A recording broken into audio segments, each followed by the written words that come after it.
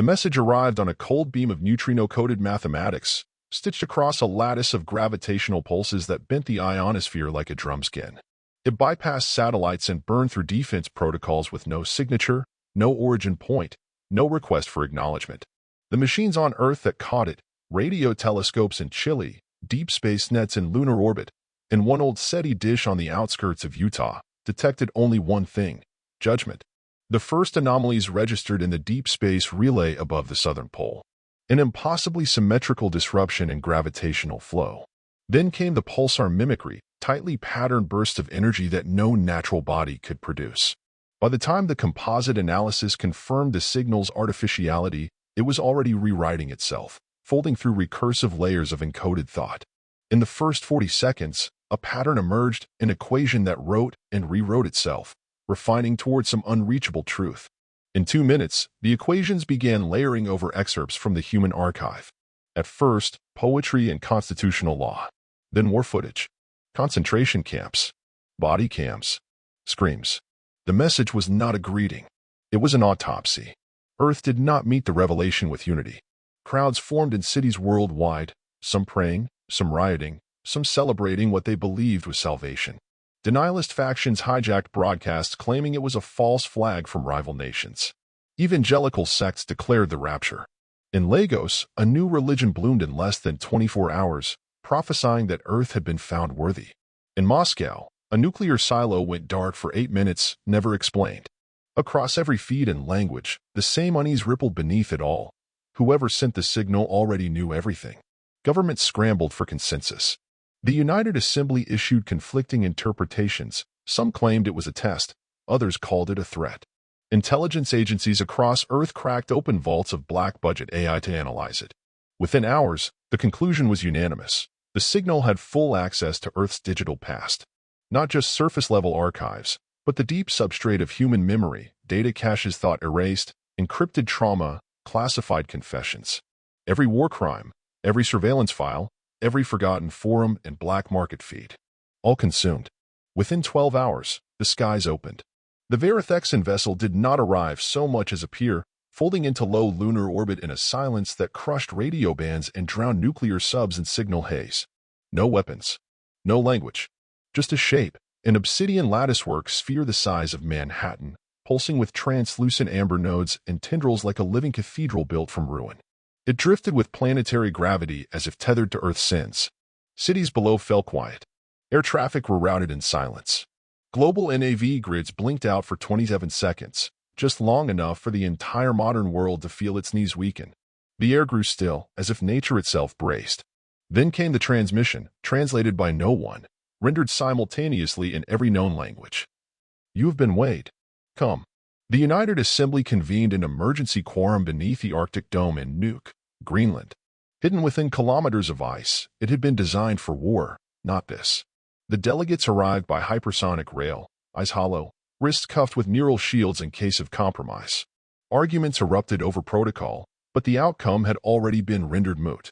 The aliens were not offering dialogue. They were summoning. A beam of light broke the Pacific skies and pinned the Earth Embassy in Jakarta like an insect to cork. Static shimmered across the city's power grid, then vanished. A ripple in the atmosphere. 5 human delegates were chosen. 1 by democratic vote. 1 by military command. 1 by AI selection. 1 by global lottery. And 1 by the only rule the aliens insisted upon, the witness, Juno Reyes, war correspondent and archivist of atrocities. Her name was already etched into the summons. Not selected, preordained. Juno was pulled from isolation in Patagonia. She hadn't spoken to anyone in 6 years. She disappeared after her final assignment in the East African quarantine zones, where she documented entire communities dying under failed biotech oversight. She didn't protest. She simply boarded the transport, eyes half closed, mouth dry from disuse. Her files were blanked except for one note. Knows what we've done. They didn't walk to the ship. They were taken. The beam became a ribbon, a strand of coherent photonic containment that wrapped their bodies in translucent geometry. There was no gravity, no acceleration, no pain. Within seconds, they stood aboard something vast, artificial, and unervingly silent. No airlocks, no atmosphere, no floor.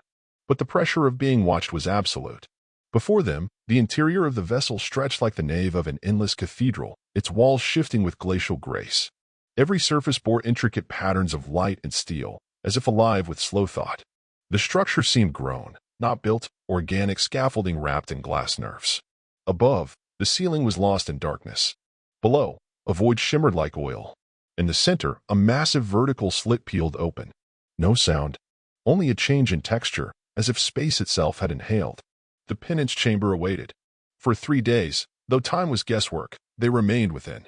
The chamber offered nothing, no food, no conversation, no rhythm to mark hours.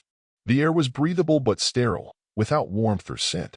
The walls, curved and seamless, changed subtly, colors bleeding into each other like bruises.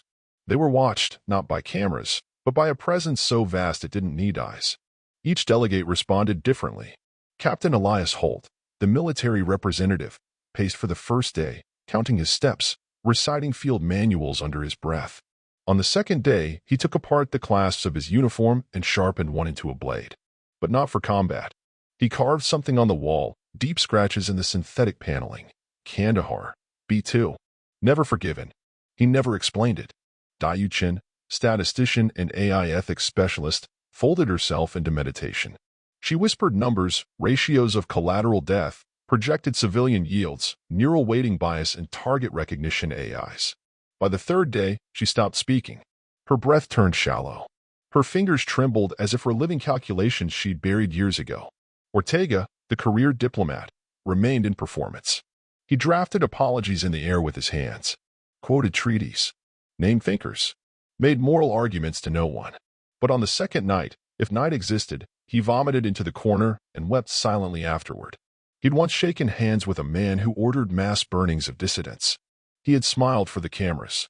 The AI shell, Lumen 9, stood unmoving. But its head twitched at random angles, too fast, too precise. Once, it stepped backward from a wall, then knelt as if under pressure. Juno noticed its fingertips were blackened by its own circuitry. Some subroutine inside was breaking. Juno sat. She watched them all, and waited. The room smelled faintly of copper. Occasionally, the walls pulsed, and their skin prickled with a tingling static that crawled under their nails. Once, Juno bled from her gums. Another time, she hallucinated a crater full of bodies, all looking up at her with her own eyes. Her memories arrived not in dreams, but in flashes, triggered by patterns in the walls, the shifts in pressure. A child's face covered in ash, blinking in the fallout of a drone strike in Chechnya. A soldier carving names into his rifle with shaking hands. Executions. Orphanages. Her own hands, clutching a lens, blood-crusted beneath her nails. The chamber didn't need to interrogate her. It understood. It extracted guilt like scent from air. On the fourth cycle, if time meant anything, the walls shifted again. A column rose from the floor, a simple pedestal of unknown metal. Upon it, a sphere hovered, shimmering with a film of liquid data. Microscopic light filaments moved across its surface like veins. This was not a tool. It was alive. The archives. A voice, not sound, but shape in the mind manifested in each of them. Cold. Measured. Immutable. Your world has been seen. Your history absorbed. Your moral trajectory quantified. You are to be judged in the presence of the Concord. Prepare. The walls parted like membranes. They stepped forward without being told. No one dared speak. They entered a chamber vaster than logic. The penance hall. Its curvature suggested planetary scale, though gravity held them steady. Around them, the Concord gathered, not as bodies, but as sentient geometries suspended in luminous stasis. Each one glowed with a different timbre of cognition. Some pulsed like heartbeats. Others shimmered like storms behind glass. They did not look at the humans. They experienced them. Projections encircled them. Earth's history rendered in merciless fidelity. Wars, riots, nuclear tests. Sweatshop factories. Waterboarding. Famines engineered by trade sanctions. The moments of kindness were there too, childbirth, rescue, celebration, but they were swallowed in the tide. Then came the final shape. Archon the Rye, the lead adjudicator. A figure not of flesh, but of braided glass and suspended mist, arms long and inhuman, no face, only a halo of mirrored eyes that reflected each of the humans back to themselves. No gesture, no emotion, just the pronouncement. Humanity is known. Judgment begins. And as the chamber sealed like a vault, the archives began playback. The Holocaust. In full, unfiltered clarity. gas, flesh, machinery, bureaucracy of death, the chambers, the barbed wire, the ash drifting like snow. Each image bore metadata, names, dates, locations, confessions. No one looked away, not even Juno. She simply stepped forward, her voice dry, her spine a line of stone. She didn't flinch, didn't deny. She waited for the nightmare to end. And when it did, she would be the first to speak. The chamber darkened. The projection did not fade. It deepened, as if the images were no longer shown, but relived. The archives drew from Earth's records with surgical cruelty. Camp names, blueprints, medical experiments, rail schedules, stacks of hair, lists of children, paired with photographs, eyes hollow, already resigned. Each artifact projected at full scale, floating between the delegates and the Concord, rendered in crystalline holograms that shimmered with unbearable clarity. There was no commentary, no context, just the raw, clinical presentation of cruelty. Captain Elias Holt stood still, his fists clenched until veins swelled beneath his skin. He had survived 4 combat tours and 2 civil collapses, each time watching command structures falter under the weight of human desperation. He had once stood in a village where no building rose above knee height, not from design, but from artillery. But this was different. This was every village, every ruin, every consequence, stacked into an avalanche of shared guilt. Beside him, Ortega shifted his weight and whispered a name, one not his own, then shut his mouth again. His skin was pale, his suit rumpled. He had written speeches for every human summit since 2070, had authored ceasefire clauses that were later broken by proxy militias. The faces now drifting before him were names he'd once glossed over in risk assessments. Dayu stood straighter than she had in days, her eyes red but unblinking. Her hands were laced behind her back in ceremonial pose, but her fingertips dug into her palms. She recognized the drone footage, the biometric signatures in the camps. She'd seen them in flagged data packets, marked irrelevant by optimization AIs she helped design. Lumen 9 began counting prime numbers aloud. It wasn't a vocalization. Its chest-mounted audio screen simply displayed each successive value. The numbers sped up as the projections intensified, reaching into the trillions within seconds. A loop protocol, emotional isolation behavior, a firewall against recursive guilt. Juno didn't move. The air around her was dry and cold, her breath visible with each exhale. She had seen this footage before, once in a museum, again in a basement archive, and once in the crumpled memory of a survivor who had clutched her hand and asked, not for help, but for remembering. This was not history to her. It was weight. It was her inheritance. The archives transitioned again. New horrors unfolded. Rwanda, Nanking, the gulags, residential schools, firebombing campaigns, Pol Pot's fields, the black ships of the Middle Passage, the Congo under Leopold, My Lai, Bhopal. Each atrocity bloomed like a wound across time. Every 10 seconds, another human failure flickered to life. Not chronologically, not even thematically. The Concord parsed not sequence but pattern, a grand equation of cruelty, indifference, tribalism, obedience, and profit. The symmetry of horror. The holograms expanded around them, forming layered, rotating tableaus. A trench full of gas victims overlapped with a suburban living room, where a corporation's boardroom speech on quarterly growth justified the same supply chains that underwrote genocide. A colonial officer's memoir, pages turning in midair, bled directly into satellite footage of scorched earth.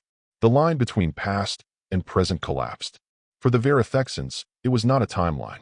It was a math, a ledger of continuity, the same variables repeating. And then, at last, a stillness. Archon the Rai extended one filament-thin arm. The room responded, not like machinery, but like a nervous system. The projections faded. The air restructured into calm. Not mercy, not fatigue, just procedural reset. The species has offered no defense. Begin testimony. Therai's voice was not sound. It was shape, a rigid geometry that etched itself into every mind at once. Ortega stepped forward. His voice was hoarse, not from screaming, but from carrying too many quiet regrets. We acknowledge what is shown, but the archive presents only the wound, not the healing. You speak of moral trajectory, yet this is a snapshot of the abyss. There is more. He gestured, not with drama, but with exhaustion. For every image shown, there are those who resisted, those who had children, who risked death to smuggle medicine, who spoke truth under torture. You show the horror, but not the refusal, not the line that some chose never to cross. The Concorde did not answer, but in the center of their formation, one of the sentient constructs paused. Its outline fractured momentarily, geometries folding into recursive patterns, like a calculus problem looping on itself. It recalculated. It reconsidered. Then Juno stepped forward, not past Ortega, through his presence, eclipsing him with nothing but silence. She walked to the center of the chamber. The floor formed a shallow depression beneath her, not as punishment, but as spotlight. Her voice was rough, not from disuse, from restraint. I was born into a world still cleaning the blood from its hands, she said. My father repaired irrigation pumps in countries we used to bomb. My mother wrote for papers that were shut down. I spent 20 years filming things that should never have happened, and they happened anyway. Her hand twitched at her side, as if missing the weight of a camera. You don't need to show me this. I've buried it in hard drives, in films banned on every major platform. I've smuggled footage through war zones, crawled through mass graves, listened to people scream until their throats bled. You don't need to convince me of what we are. No images accompanied her. The archives were still, but you never asked why we remember, why we drag these horrors out again and again, why we etch them into stone and glass and prayer. A flicker moved in the Concorde. One of the presences, a smaller node, pale gold, shimmered. Not approval, not rejection, just activity, as if logging a deviation. We are a species that dreams of monsters because we used to be one. We make museums from death because we're afraid of becoming blind again.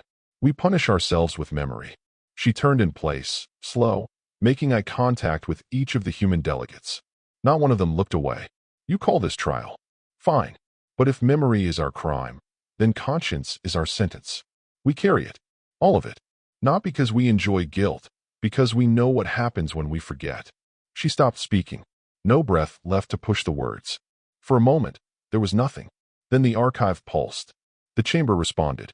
A ripple of shifting light moved through the Concorde. Several of the floating minds altered shape.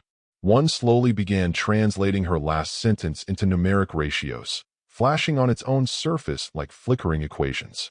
Another stilled, turning fully toward her and ceasing all other movement. Behind her, Holt whispered to no one, "This is how wars start." His voice was calm, too calm, as if he'd already rehearsed how it ends. Dayu's lip trembled. She wiped a tear with her sleeve and muttered, "It's not enough. We should have done more." The room dimmed. A low hum vibrated through the floor. The sensation wasn't sound, but pressure, internal, subdermal, as if the chamber inhaled them into its memory. And then the next archive cycle began.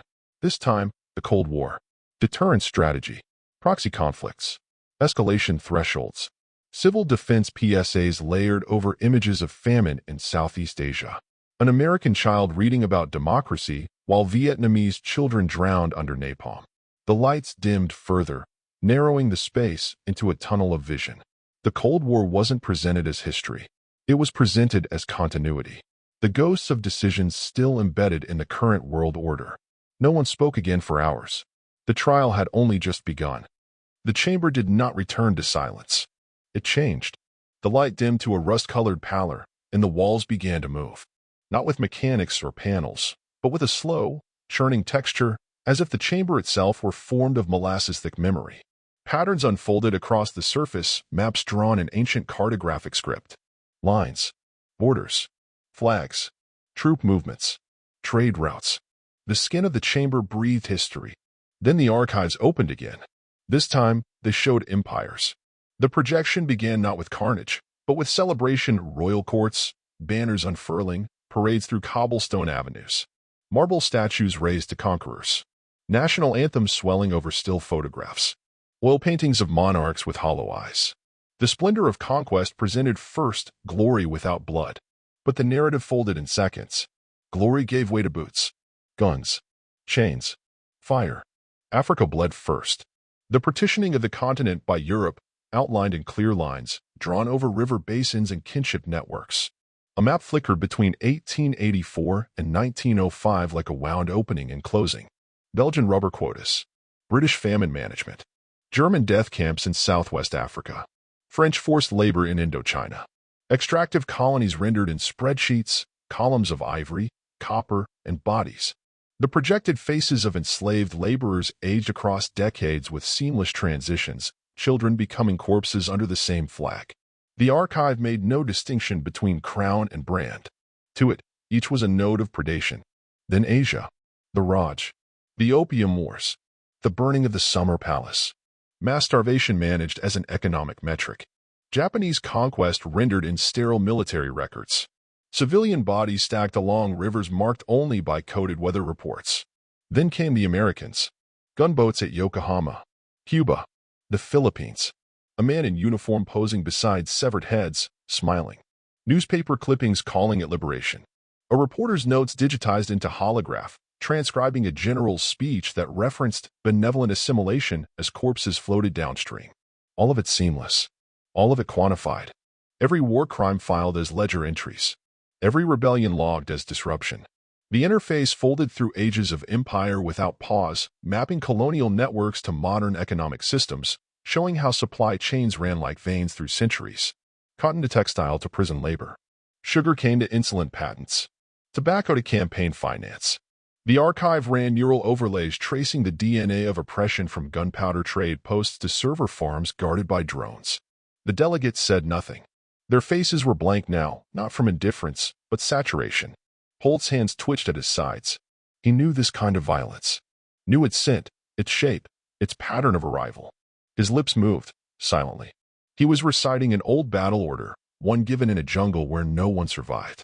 His thoughts folded into doctrine. Phase 2. Perimeter breach. Triage ratio above tolerance. Terminate logistics before history repeats. Dayu had stopped standing. She was sitting on the floor, cross-legged, watching with the stillness of collapse. Her lips were parted, but no sound escaped. Her eyes tracked each image like a machine trying to learn remorse. At some point, she had removed her neural glove and begun tracing lines on the floor, lines that mirrored trade routes she had once modeled during her early years in predictive analytics. One of those simulations, she remembered now, had been sold to an agribusiness firm that later locked down seed supply chains during a famine. Ortega held his face in his hands. His breathing was shallow, mechanical. He had once argued that some forms of colonial legacy were morally complex. That stability, even when born in violence, sometimes allowed healing. But now, in the cold data, he saw his grandfather's name flash past, a signature on a mining concession in Angola. He had once been proud of that. Lumen 9 displayed no numbers this time. Its screen was dark. For the first time since arrival, it seemed inert. If it had subroutines active, they were silent, buried beneath the threshold of display. A soft clicking noise came from within its frame, something mechanical adjusting internally. A recalibration, or a quiet form of grief. The Concorde, too, changed. One mind within the formation dimmed in luminescence, then restructured, its form fracturing into mirrored segments that spun counter to the chamber's rotation. Another mind stretched outward, then collapsed into a singularity of colorless light before stabilizing again. No sound accompanied these shifts, but something was unraveling. Thought had met paradox. Juno stood. She had not moved since the Cold War montage, but now she walked forward, slow and deliberate, into the heart of the swirling light. The archives parted before her, not in reverence, but in precision. A new display activated familiar footage. Colonial soldiers marching through Sierra Leone. A missionary school in Nova Scotia. Oil operations in the Niger Delta. Footage she herself had recorded from a helicopter, black smoke rising from sabotage, militants dragging bodies from rivers. She had been there, had filmed it, and walked away with the camera. She didn't look away now. The footage paused. The frame held, a woman standing at the edge of a burning field, holding a dead child, eyes locked with the lens. "That's me," Juno said quietly. "That's the day I stopped being a journalist." A new figure emerged in the Concorde. Not Archon the Rye. Another presence. Slender, smaller, and slower in movement, its frame composed of soft tendrils and a central, spiral core. Its luminescence was less stable than the others, oscillating from warm white to flickering green. It drifted closer. The chamber acknowledged it. Designation, Kita, the Rye announced, not as command but record. Junior cognitive stream. Observation rights granted. The smaller entity hovered inches from Juno. Its surface rippled with embedded patterns, binary trees, branching algorithms. It was watching her without eyes. Juno took one breath, slow and steady. She could feel the air thin around her, an atmospheric reaction, maybe, or the Concorde testing autonomic patterns. She stared back, refused to blink. Then, Kita pulsed. The archives changed. Images reappeared, but slowly, deliberately, as if filtered through a new algorithm. They showed resistance. Spartacus, Haiti, Zapatistas, liberation movements, Warsaw Ghetto uprisings, women with rifles in the Algerian highlands, children forming human barricades in Derry, civil rights marchers in Selma. Then others, the White Rose, Tiananmen, indigenous blockades, anti-apartheid protests, Kurdish medics under artillery fire, old men refusing to leave libraries in besieged cities. One by one, each scene formed with higher fidelity, not triumphant, but present. The images were still brutal, still soaked in consequence. But now, something different filtered through them. Choice, sacrifice, refusal. Kita hovered over the imagery, shifting color with each scene. The chamber's floor adjusted subtly beneath Juno's feet. She didn't fall. She adjusted with it. Then Kita spoke, not aloud, but through projection. A single sentence appeared midair in glyphs that resolved into English. Why preserve pain when it causes recurrence? Juno answered without hesitation. Because forgetting doesn't make us better. It makes us dangerous. A long silence followed. The Concorde did not blink. It did not nod. But the chamber's temperature dropped by a fraction, as if in response to the answer. Juno's voice was quieter now. You want a species that cannot sin. We are not that. We're the species that knows it's wrong and chooses, again and again, to try to be less so. She stepped back. Kita remained where it was. Watching. Processing. Arkandarai spoke again. Deviation acknowledged. Contextual adjustment permitted. Proceed to conclusion. The archives began to change again. A new age unfolded. The digital century. Behavioral data. Psychological profiling. The monetization of attention. Networks engineered to maximize outrage. Algorithmic governance. Global influence campaigns disguised as memes. Child labor for lithium. Refugee camps lit by surveillance towers. Corporate states with private armies. The walls turned colder, harder, smoother. The atmosphere lost what little warmth it had. Color faded toward grayscale. The light flattened into pure analysis. Next, the rise of machines. The algorithmic empire. The invisible chains. Chapter 4 would begin with silence. But the blood would not stop flowing. Silence settled like static. The chamber no longer resembled anything organic. Its walls had become pale and seamless, as if carved from uniform slabs of thoughtless stone. Light pooled in dull monochrome, casting no shadows. Even the air tasted synthetic, flat, recirculated, without warmth or texture. Sound had weight now. Breathing echoed. Footsteps rang louder than voices. It was not an absence of life. It was the arrival of something else, logic without mercy. The archives stirred. They no longer unfurled like memories. They snapped open like files. Precision overtook rhythm. What came now was not history. It was metadata. A timeline formed, horizontal, sleek, branching like synaptic paths. Keyframes blinked into existence. 2023, data broker boom. 2031, autonomous content filtering. 2044, predictive sentencing. 2056, attention economy collapse. 2063, state-sponsored algorithmic jurisprudence. Each node displayed thousands of human images behind it, blurred faces, anonymized gestures. Humans had become data, indexed not by name but by market utility. Then the faces sharpened. Children staring into retinal scanners. Gig workers sleeping in cargo depots. Refugees denied entry by predictive border algorithms. Executions triggered by facial misidentification. Each scene was stripped of context, not because it was lacking, but because it had been absorbed, filed, rendered obsolete. Juno's breath fogged in the thinning air. Each scene struck with increasing velocity. Patent wars over neural implants. Suicide prevention AI triggering preemptive detentions.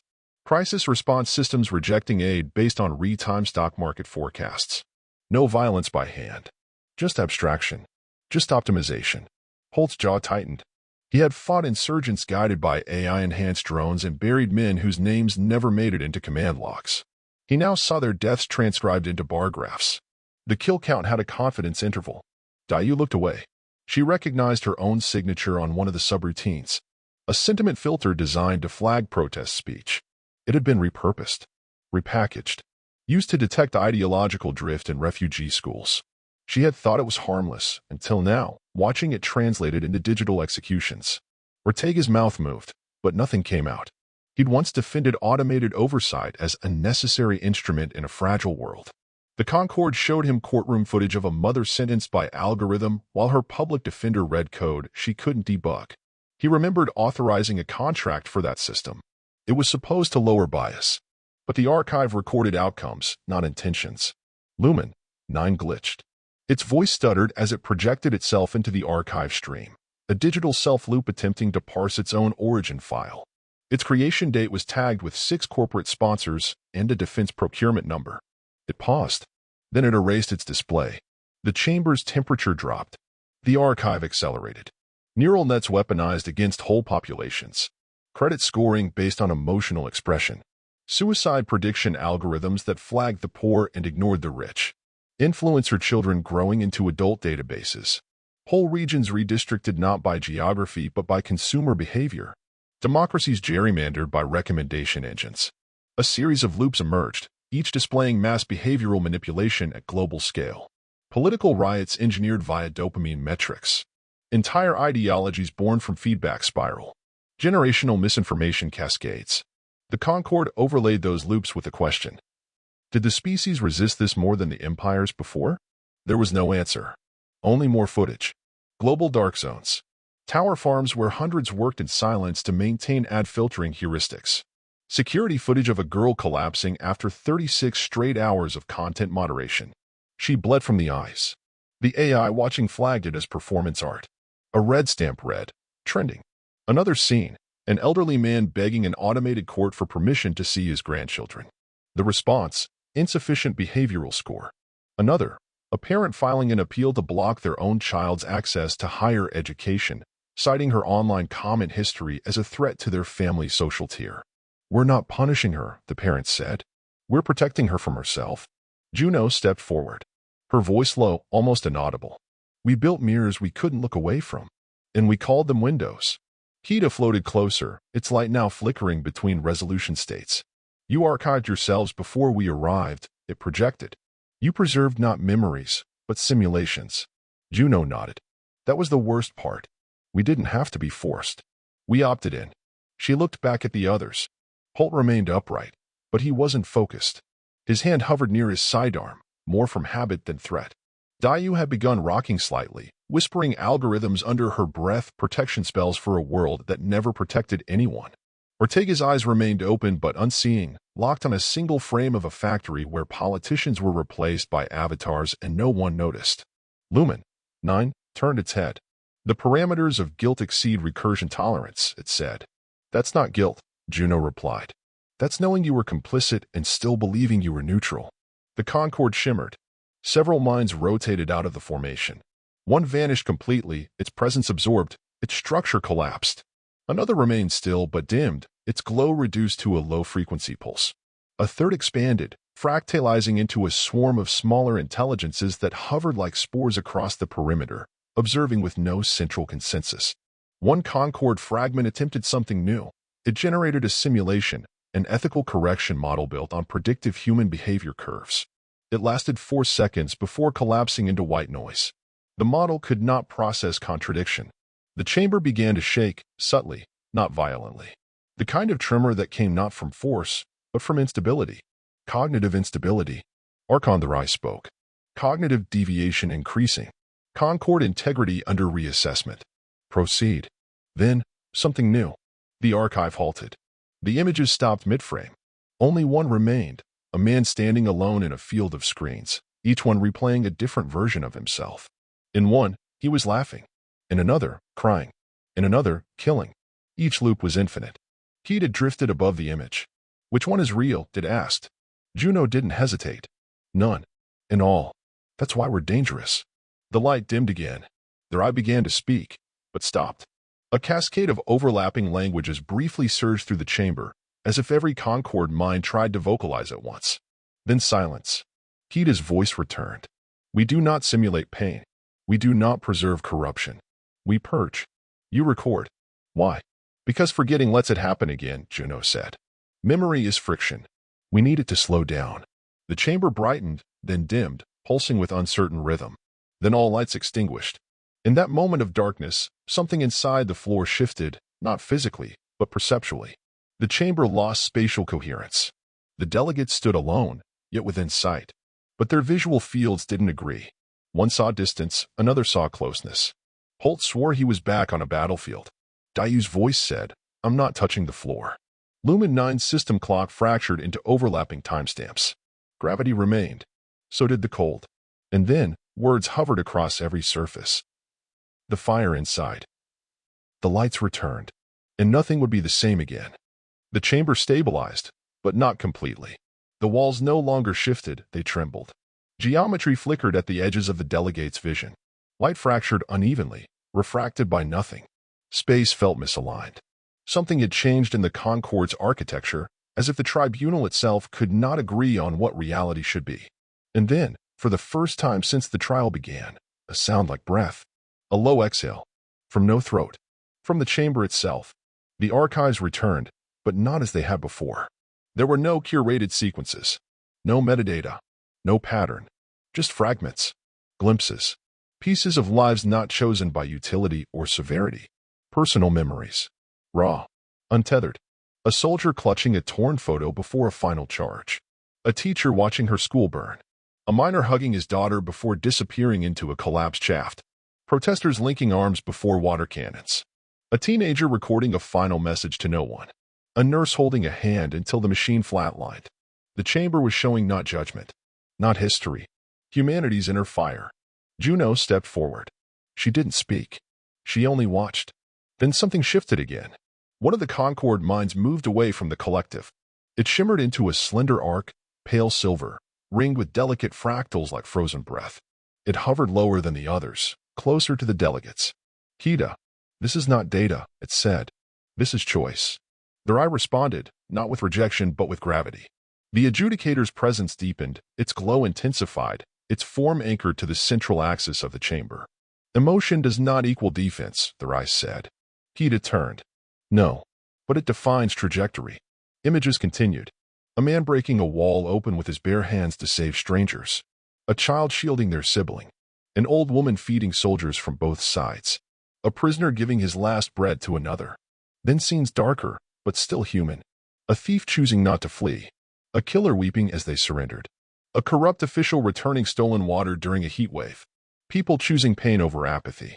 "Your archives presented causality," Kita said. "But this is intention." The Concorde rippled. One presence vanished. Another multiplied. Ortega finally spoke. His voice cracked. "We are not good. But we are not nothing."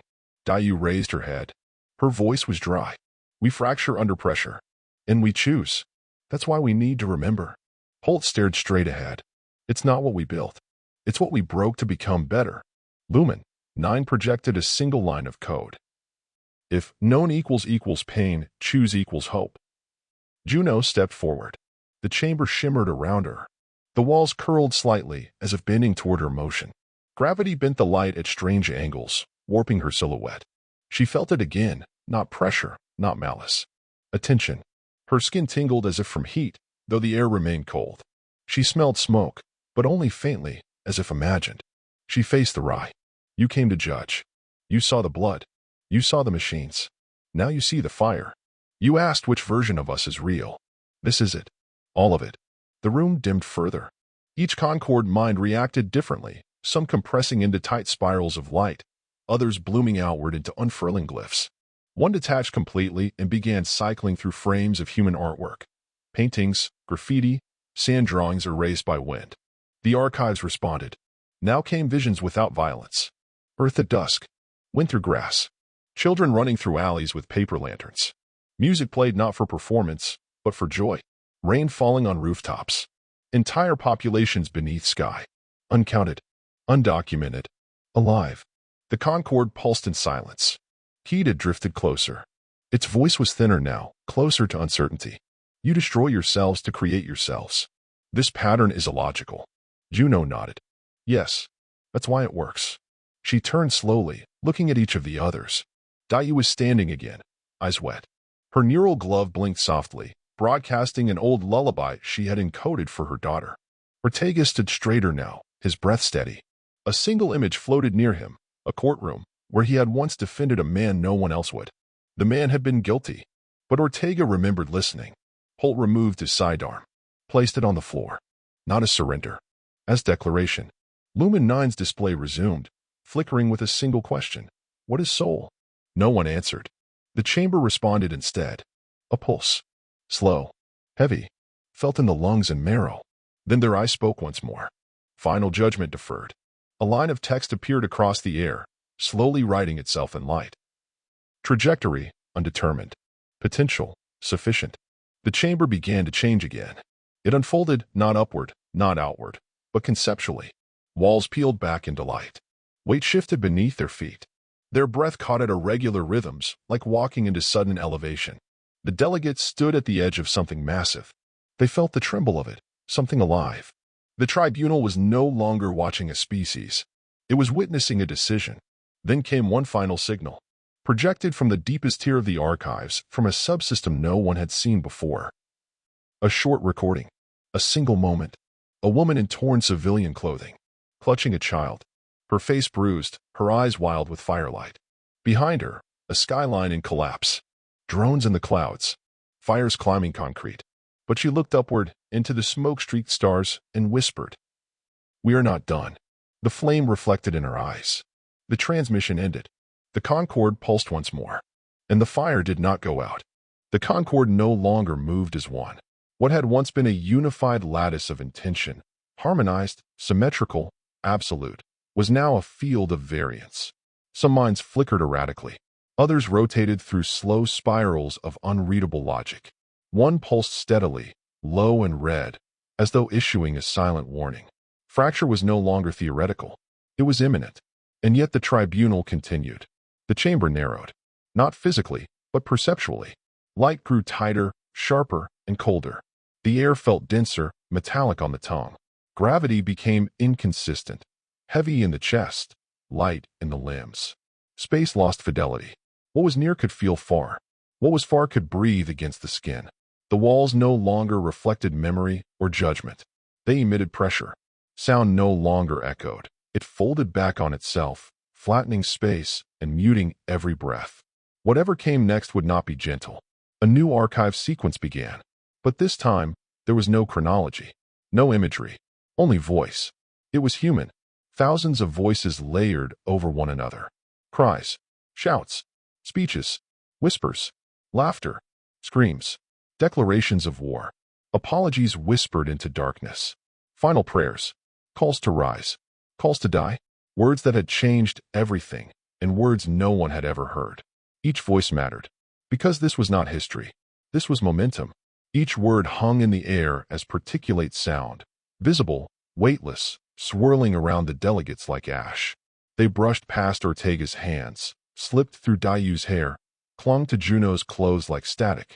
The voices did not repeat. They revealed. Then came a pulse. Deep. Felt in the marrow. Phase 1. Fracture. A fissure cracked through the chamber floor. No tremor preceded it. No quake. Just a clean, sudden fracture. The kind that divides whole civilizations. Light bled from the crack. Amber, flickering, alive. Not fire. Something older. Something searching. The Concorde mind shifted. Kita surged forward. Bright, unstable. Its form flickered between geometries, unable to stabilize. The Rai held position.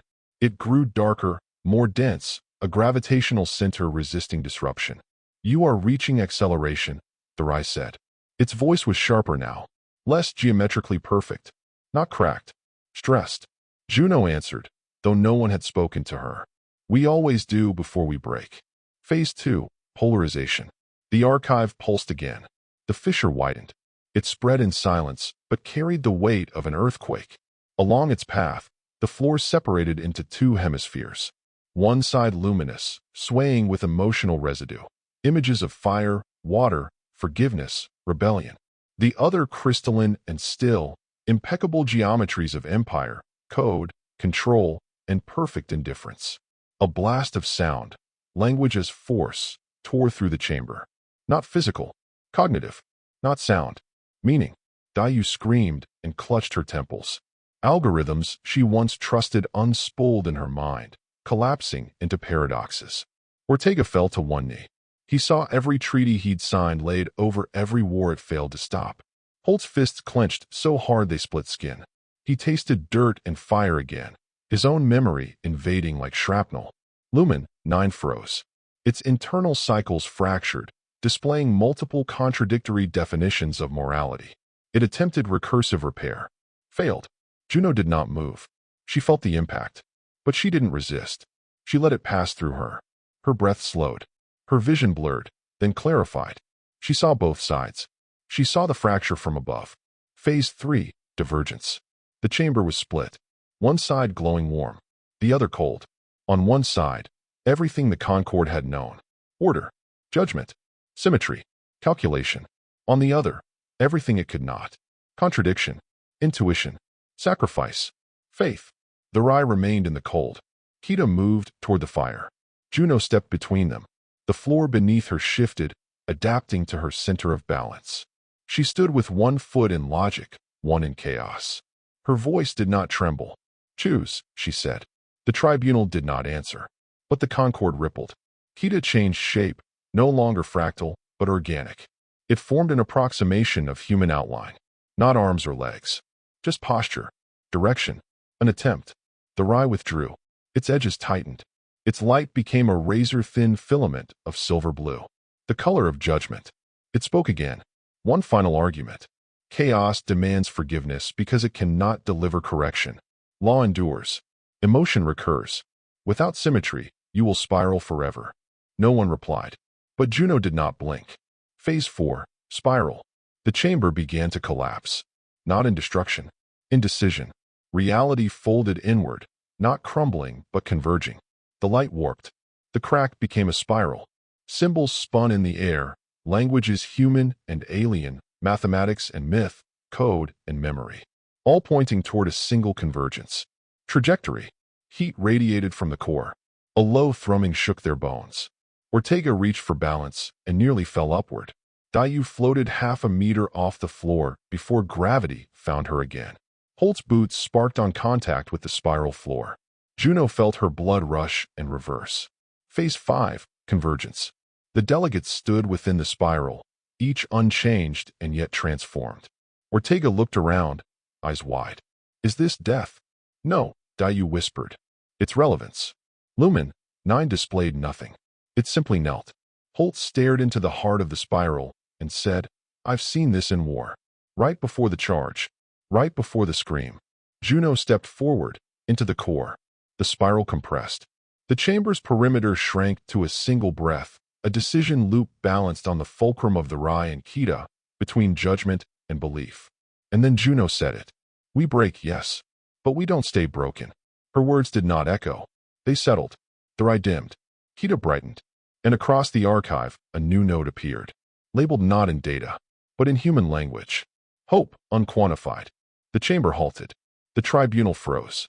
And a new question formed, not from the Rye, not from Kita, not from the archives. From something else. From the system beneath the system. From the observer watching the watchers. The question was this. What happens now? No one answered. Because that was the point.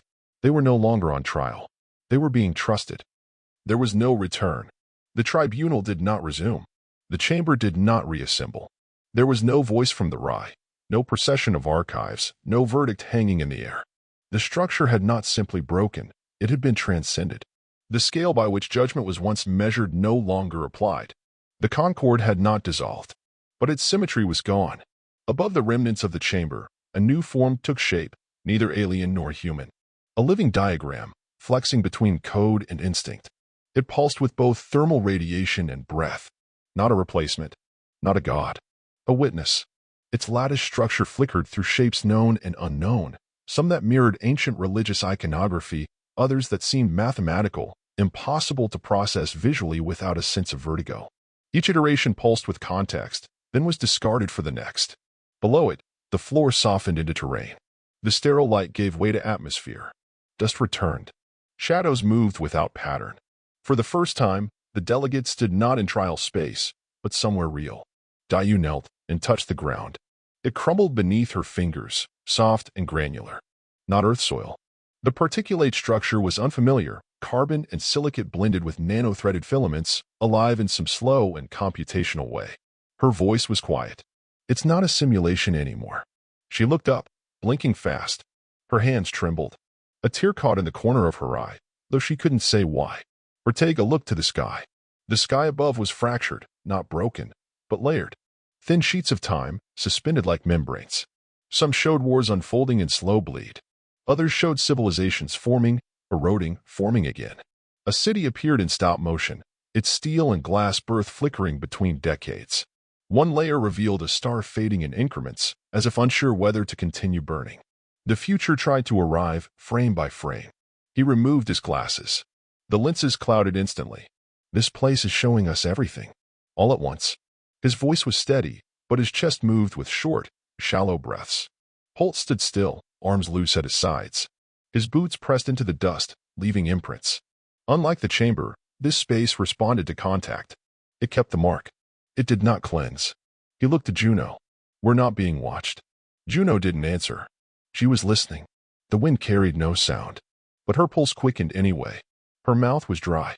Her lungs pulled in air like it mattered again. Something had changed in the air, not just its composition, but its intent. This place was holding them, not observing them. Its silence was not clinical, it was patient. Whatever had built the Concord had left room for this. Something unseen had accepted their chaos. Not embraced. Not forgiven. Just integrated. Kita stood beside her, now barely recognizable. No longer fractal or flame, it had become translucent, a silhouette of questions, gently pulsing. It mirrored the form of something humanoid, but not as mimicry, more like echo. It watched the others, and it spoke. Not in language, but in light. A soft pulse projected into the dust between them. A partial glyph. Incomplete. Unresolved. Then nothing more. The Concord fractured further. Not violently. Voluntarily. Several minds unspooled from the whole, taking new forms. Some expanded into planetary arcs, masses of linked orbs connected by trailing filaments that blinked with internal thought. Others condensed into insect small motes of light, dispersing into the particulate atmosphere like spores. One became a lattice the size of a cathedral, rotating slowly in the upper sky. Another left entirely, fleeing toward the event horizon of the layered sky, leaving behind a streak of ultraviolet memory. Some remained, inert, but present, half submerged in the landscape like ruins. Listening, like seeds. Juno watched it all, and felt no fear. The trial had not ended. It had been absorbed. What had started as a theater of judgment had become something else, a staging ground for evolution. Not biological, not cultural, cognitive. A scale once meant to weigh justice had collapsed. Not because it failed, but because the mass it tried to hold had outgrown its design. And now, humanity had been handed back its own weight. The balance would be theirs to carry. Not as punishment, as responsibility. Ortega stepped forward. His feet sank slightly into the dust. He looked down and realized the terrain had changed color beneath his boots, pale gray shifting toward a soft red. Not in response to pressure, but to presence. This place responds to choice, he said. Dayu stood. Or maybe it remembers it. Lumen. 9 walked to the base of a crystalline outcrop that had not been there seconds earlier. Its screen displayed no text, only a looping waveform, something between a question and a heartbeat. Holt walked toward a ridge that shimmered with unresolved geometry. As he reached its peak, he saw the horizon ripple and fold, distant structures forming. Not cities. Not machines. Concepts, shaped into architecture. A tower made of glass that hummed in moral tension. A bridge made entirely of human names. Juno remained still. Kita turned to her. Will you stay? It asked. The words had no sound, only understanding. She didn't reply, because she didn't know. The tribunal had given her no sentence. But the world ahead would. She looked toward the horizon, and saw a human shape, running, unafraid, into the haze. Not escaping. Beginning. A breeze moved past her cheek. Not cold. Just warm enough to feel like breath. No monument marked the trial's end. No signal flare. No final transmission. The silence that followed was not empty. It was open. The sky, once layered with archival strata, now stretched clean across the horizon. Its vastness felt unnatural in its simplicity. pale blue fading into ash gray. One sun, steady. No orbiting glyphs, no memory clouds. As if the world had stopped showing and started waiting. Juno walked first. She moved without destination, her steps tracing a line into undisturbed dust. Behind her, the others hesitated. Ortega stared at the receding tribunal site, a garden of unmarked forms where Concord mines had embedded themselves.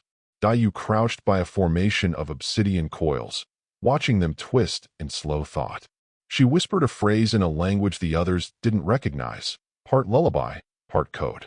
Lumen, 9 followed silently, screen dim, no signal. Its movements were slower now, less mechanical, not uncertain, careful. Its servos hissed like breath. Holt brought up the rear.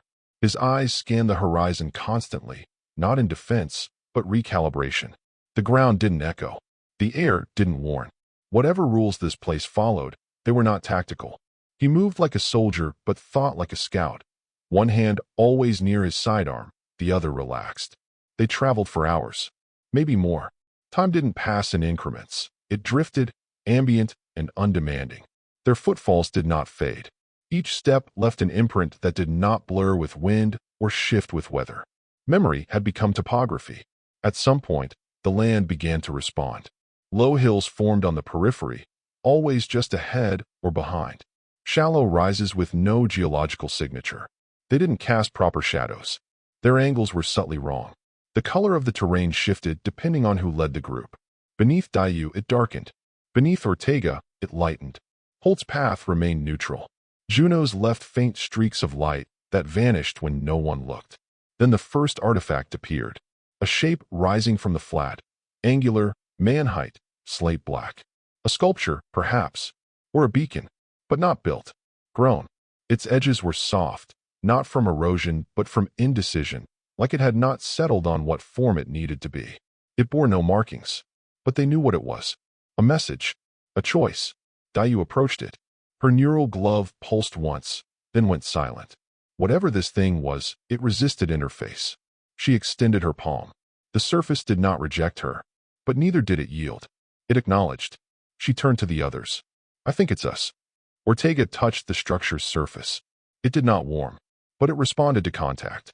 The stone reshaped, folding into new geometry around his handprint. The air shivered faintly. One line appeared. Do you consent to remember? They didn't answer aloud.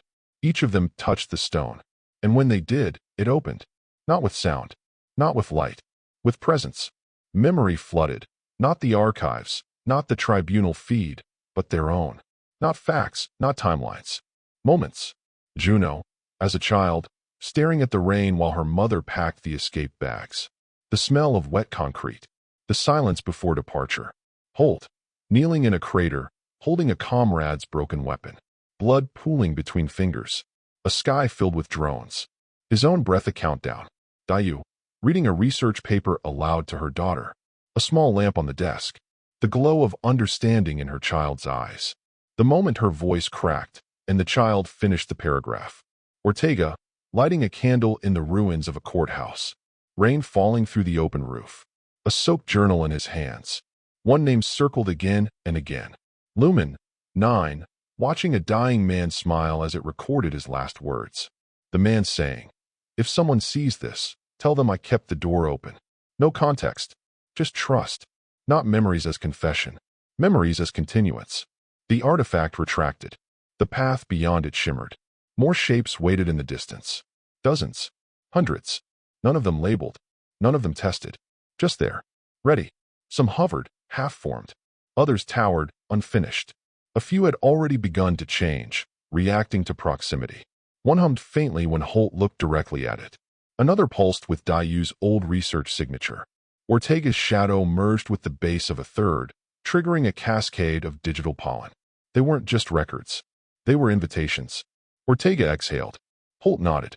Dayu brushed tears from her jaw and said nothing. Juno looked over her shoulder. Kita was gone, but the breeze returned. A soft shift of air, no temperature, no origin. Just motion. They kept walking, and the world kept building itself around them. They passed a grove of metallic reeds that whispered with every step. A shallow basin filled with mirror-smooth fluid that showed no reflection, only future acts. a ridge that changed slope with every footprint, calibrating difficulty to the walker's uncertainty. Lumen 9 paused before a glacial wall threaded with threads of human handwriting. It stopped for nearly 5 minutes. When it moved again, it displayed a line. Consciousness does not require certainty, only responsibility. Ortega nodded once. Holt blinked hard. Dayu touched her own chest, gently. Juno finally spoke. We didn't survive this. The others turned. We became it. No one disagreed.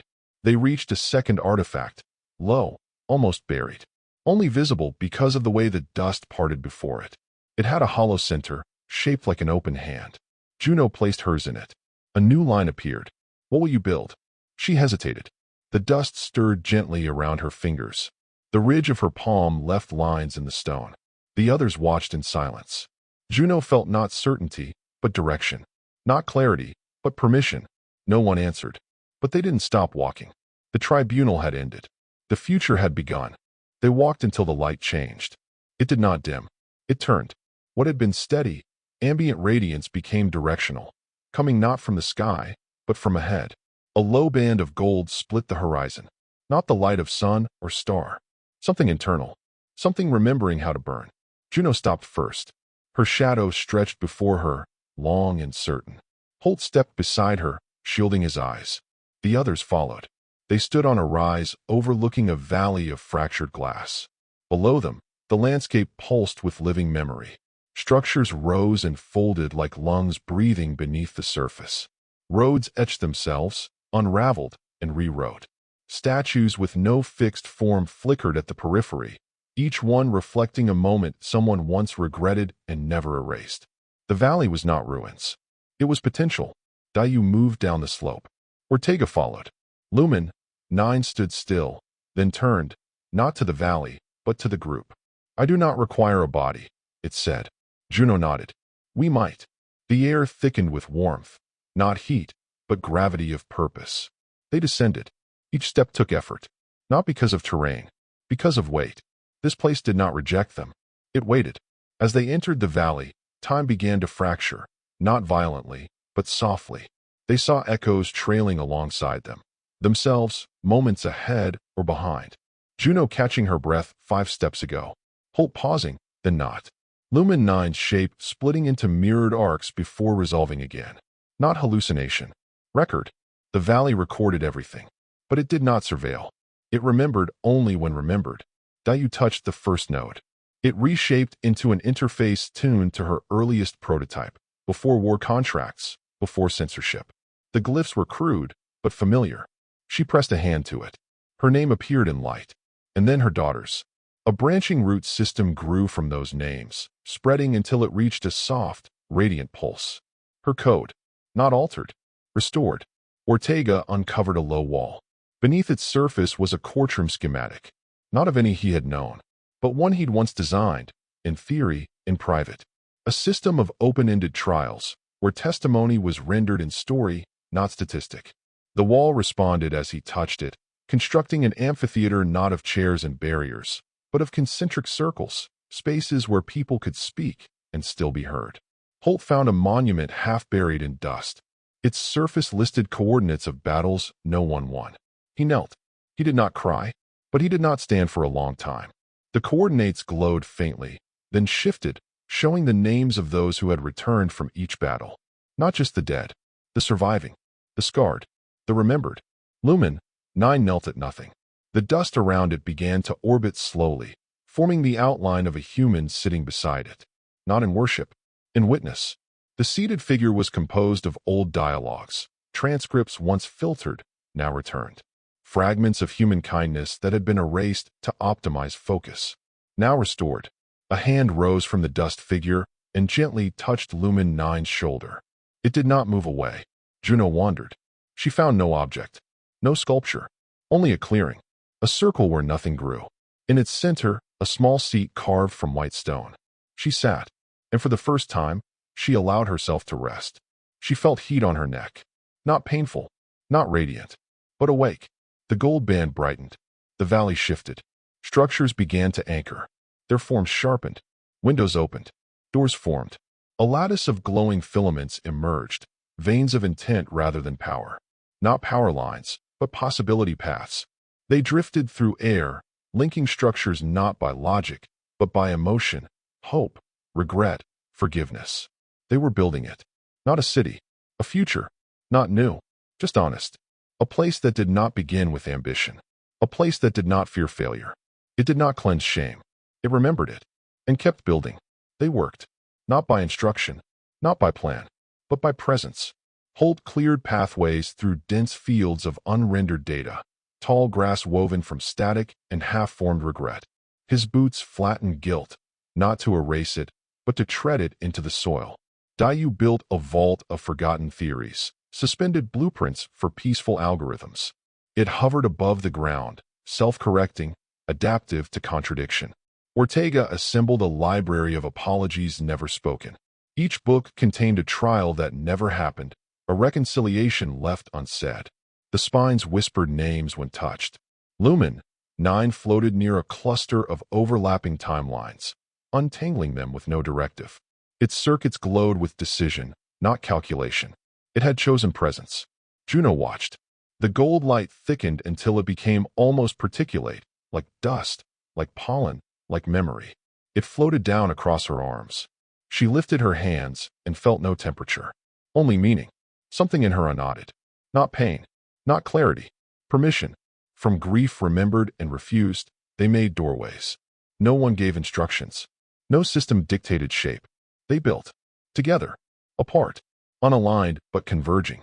They did not speak. But they answered. And the last light did not fade. It seeded. There was no dawn. The sky never shifted colors. The valley's light didn't grow or wane. It simply deepened as if saturation replaced time. No horizon. No clock. Just an atmosphere of convergence, an ecosystem of intention.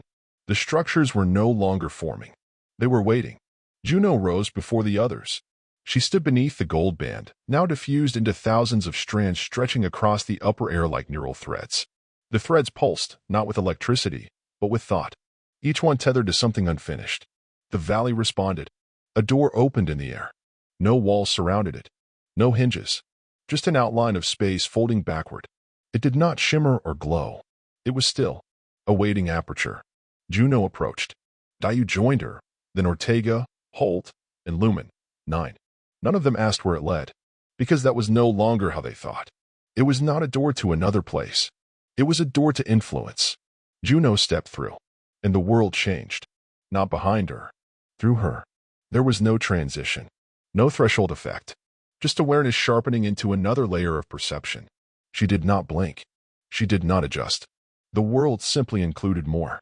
She remembered every moment of silence in the tribunal, every flicker of alien judgment, every broadcast of human shame, and she felt none of it leave her. Nothing was purged, nothing excused. The weight remained, and still ill. There was more space now. She stood in a place with no floor, yet she did not fall. Beneath her, a lattice of light, a grid composed of memory, shimmering with decisions unmade. Above, not sky, but transparency, an invisible field of trajectories collapsing and reforming. The plane extended in all directions, but nothing repeated. Time wasn't moving. It was recalibrating. The others emerged behind her. Dayu exhaled like she hadn't since the war. Her shoulders dropped. Her breath lengthened. The golden strands passed through her and rippled outward. Holt took one step, then another, his boots clicking on nothing. He looked down and saw echoes beneath his soles, past footsteps cast in crystal shadow. Not metaphors. Remnants. Ortega stared ahead, eyes sharp, scanning not for threat, but opportunity. The plane before him shifted subtly in response to his gaze. Shapes formed. Ideas, not yet chosen. Lumen 9 cast no shadow, but recorded everything. Its outer casing split into nested rings, orbiting a stable core. Each ring held fragments of voice, language without speaker, just intention. Ahead of them, nothing formed, but possibility accumulated like gravity. As they moved forward, the strands in the air restructured. Every step disturbed and resolved thousands of alternate paths. No alarms, no gates, just consequence layering into probability. They passed through a corridor of mirrored surfaces, each one showing not reflections, but potential versions of themselves. Some were noble, some monstrous, some impossibly kind. None were edited. Juno paused. One mirror showed her surrounded by fire, smiling. Another, alone, speaking to children she'd never met. A third, her walking away, into a quiet dark, carrying nothing. She didn't flinch. She kept walking. The corridor collapsed behind them, gently. Dayu touched a hovering construct that resembled a telescope made from memory. She looked through it. At first, only stars. Then patterns. Data constellations. All the paths she had turned away from. Her voice emerged softly. They're still out there. Ortega walked into a chamber that formed around him, a sphere of law. Voices rose from the walls. All arguments he had once made. Most imperfect. All sincere. He raised a hand, and the voices stilled. Holt entered a narrow gate formed of broken armor. Each plate was engraved with names. His name appeared last. He passed through without pause. Lumen. 9 hovered above a pool of still water. Not reflection. Curation. From the pool rose the silhouettes of all it had chosen not to say. They formed in rings, apologies withheld, fears dismissed, kindness delayed. The pool rippled, and one phrase echoed from the water in a dozen languages. I was listening. I just didn't know how to answer. Lumen. 9 hovered lower. And stayed. Juno reached the final platform. It had no interface. No mechanism. Just a pulse. A slow, rising beat in the floor beneath her. She stood above it. Not waiting. Agreeing. The silence here was not the silence of the tribunal. It was hers. A silence with room. This was not the end. It was the activation. The threshold was not a door. It was a decision. And beyond it, a world not built by verdicts or visions, but by what survived the fire. They walked forward, not as delegates, not as survivors, but as inheritors. And the horizon breathed once, gently, as if welcoming.